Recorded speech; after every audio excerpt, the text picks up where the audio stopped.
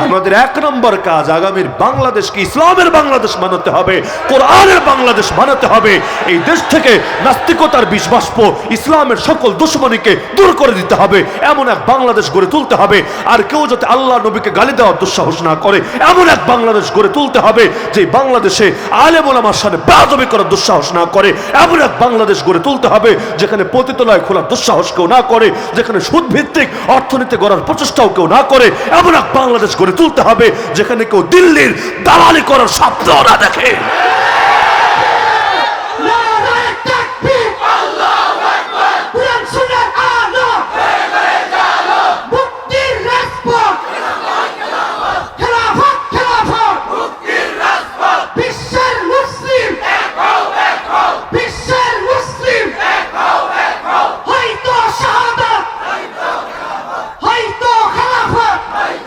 তো যেহেতু ঐক্যবদ্ধ হতে সবাই রাজি আছি, আরেকটা কাজ এর সঙ্গে মিলায় করে নেবেন, তাহলেই হবে ইনশাআল্লাহ। সেই কাজটা হলো, হক কথা বলতে ভয় পাবেন না।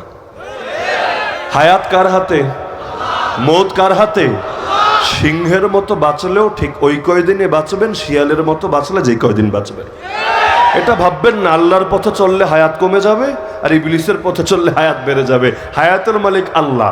কবে মরণ হবে, কোন মাটিতে কবর হবে, সব লেখা। আরে যতদিন আমার কপালে রিজিক লেখা আছে, আজরাইলও পারবে না আমার জান কবজ করতে, দুনিয়ার লোক তো দূরের কথা। তাহলে ভয় কিসের? মরণ যখন আসার তখনই আসবে, এক সেকেন্ড আগাবেও না, এক সেকেন্ড পিছাবেও না। জন্ম হয়েছে পরে, মরণ লেখা হয়েছে আগে। সুতরাং মরণ যখন সুনির্ধারিত, আরে শিয়ালের মতো বেঁচে থেকে কি লাভ? যেই কয়দিন বাঁচবো সিংহের মতো মাথা উঁচু করে বাঁচবো ইনশাআল্লাহ। দালালি গোলামি যদি আমাদের রক্ত থেকে বের হয় ইনশাআল্লাহ, আমি মনে করি এই জাতিকে কেউ আটকে রাখতে পারবে না। বাঙালির যে বুদ্ধি, সারা দুনিয়ায় বাঙালির নাম সবাই জানে, সারা দুনিয়া। কেন? যেই দেশে একবার গিয়েছে ওই দেশ পারবে না কখনো বাঙালিরে ভুলে যেতে। এমন এমন বুদ্ধি আছে মাশাআল্লাহ। আর কখনো ভালো লাইনে ব্যয় হয়, কখনো আবার অন্য লাইনেও ব্যয় হয়। শুধু এটা ভাইবেন না সবাই খারাপ করে, এত ভালো কাজও করে সুবহানাল্লাহ। সারা দুনিয়া স্মরণ করতে বাধ্য যে কি করে। আল আজহারে যান, মদিনা ইউনিভার্সিটি যান, দারুল উলুম দেওবন্দ যান, দারুল উলুম করাচি যান, দেখবেন বহু বছর এমন বাংলাদেশি ছাত্র একেবারে ফার্স্ট হয়েছে তাদের পুরো সবার ভেতরে। তো বাঙালির ভালো এবং মন্দ দুটোই আছে, কিন্তু এটা সবাই স্বীকার করে আল্লাহ একটা মাথা দিছে। মাথা, শরীরটা যদিও ছোটখাটো, গায়ের রং যদিও একটু শ্যামলা কালো, ব্যাপার না, এমন একটা মাথা আছে দুনিয়ার বহু বাঘা বাঘা দেশও ধরা আমাদের কাছে। সুতরাং হিম্মতটাকে কাজে লাগাতে হবে, সাহসটা জায়গা মতো ব্যয় করতে হবে। বহুত গ্রামে গ্রামে এখনো মারপিট চলে, ট্যাডা যুদ্ধ, ট্যাডা, ওই ট্যাডা দিয়ে মাছ ধরে, মাছ না ধরে মানুষ মারে, চলে।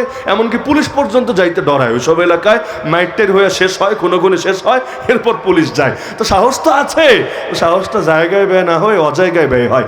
জায়গা মতো ব্যয় হলে দেখেন না পালানোর জায়গা খুঁজে পায় না। খাবার সামনে আছে কিন্তু খাবে অতটুকু টাইম মেলে না। কি জাতির উদ্দেশ্যে কিছু বলতে মনে চায়, বলা পর্যন্ত অত দেরি করা যায় না।